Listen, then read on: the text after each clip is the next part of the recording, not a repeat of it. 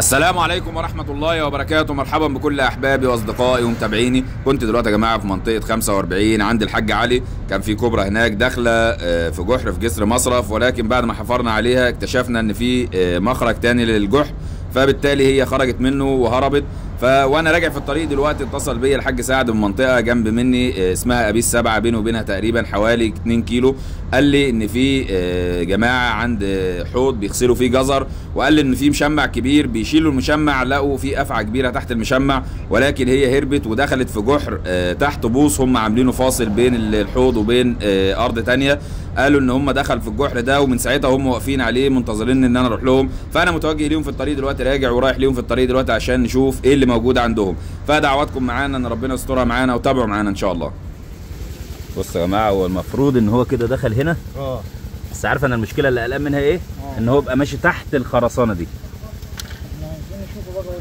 هنحفر عليه من الناحيه الثانيه. اقول لك انا حاجه. الجدار ده مايل كده يعني. تمام. الجدار ده كان مبني، هو لو ما فيش تريح تحت البتاع الارضيه ديت هيبقى حلو. لا احنا هنحفر لو مفيش تريح تحت الارضيه هيبقى حلو. وانت هو كان بيتشمس فين ولا كان جاي منين؟ المشمع ده كان هنا. المشمع من هنا كان مكوح. كنا احنا رامين اكل هنا امبارح واكلين هنا. والشفر دخل الراجل بيرفع المشمع، كان مصور. كان هيغمى عليه. جري بقى دخل هنا. من هنا. حلو. هنحفر عليه احنا من الناحيه الثانيه. تعال بينا حاج سعد. بسم الله.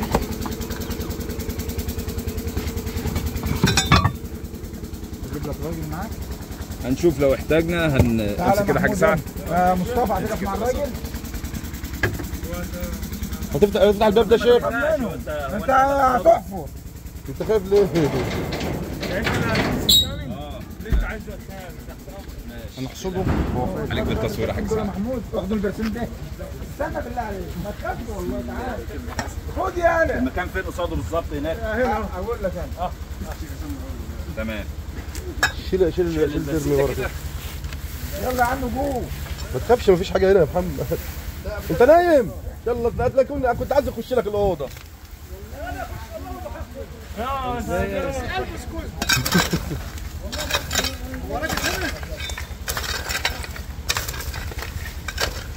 بص خليك من السكه شويه اهو.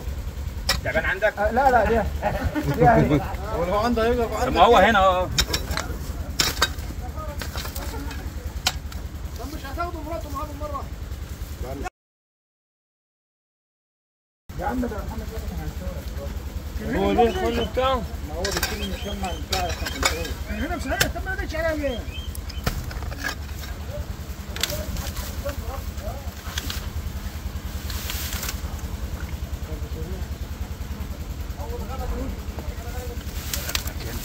ما تشد البوز ده للراجل يعني. هيتشد كل ده هيتشال.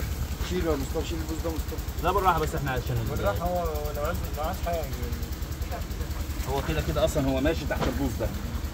احنا غصب عننا لازم هنحفر ايه؟ مسافه طويله. هنوسع على طول.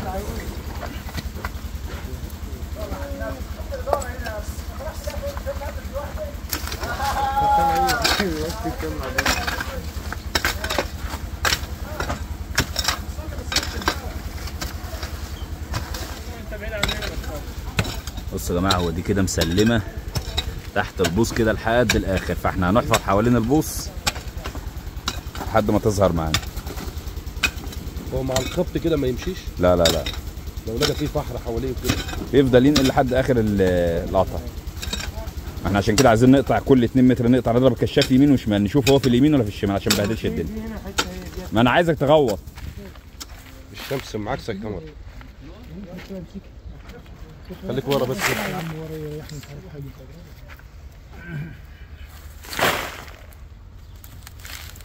ايوه اهي بسم الله الرحمن الرحيم. تسلم.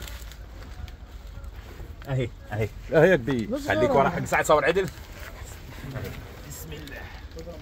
وسع على ورا. هلا مبروك يا شيخ عصام. الحلاوه يا شيخ عصام. قرب هنا حاج. معاك يا كبير اهو. تسلم ايدك يا عم احمد. قرب هنا. تسلم ايدك يا كبير. تعالى يا شيخ عصام. مبروك يا شيخ عصام. كبيره بقى.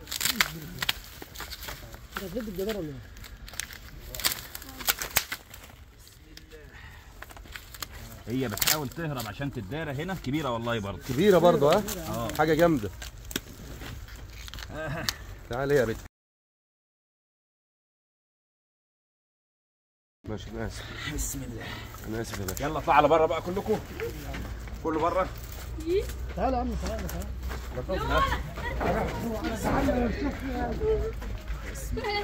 لا على عكس الشمس هنا حاج.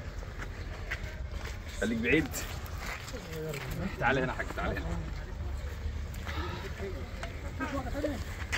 هندور دلوقتي. بالله عليك مش عايز حد يتكلم لحد ما نخلص بس.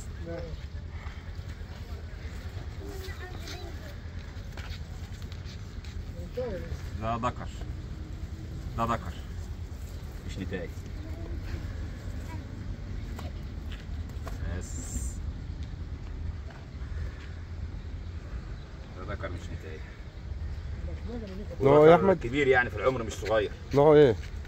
هو كوبرا مصريه. ما هي عندنا هنا الموجود عندنا كله هنا. الحاجه السامه الوحيده عندنا هنا في اسكندريه هي الكوبرا المصريه.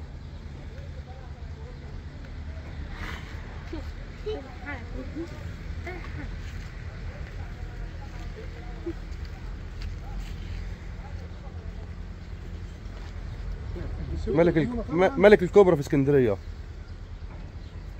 تعالى بقى نشوف الانياب بتاعتها.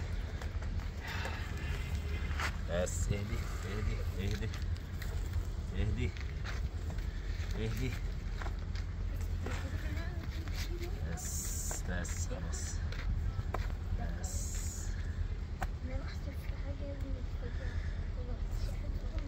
بس خلاص. انت بتجي لنا؟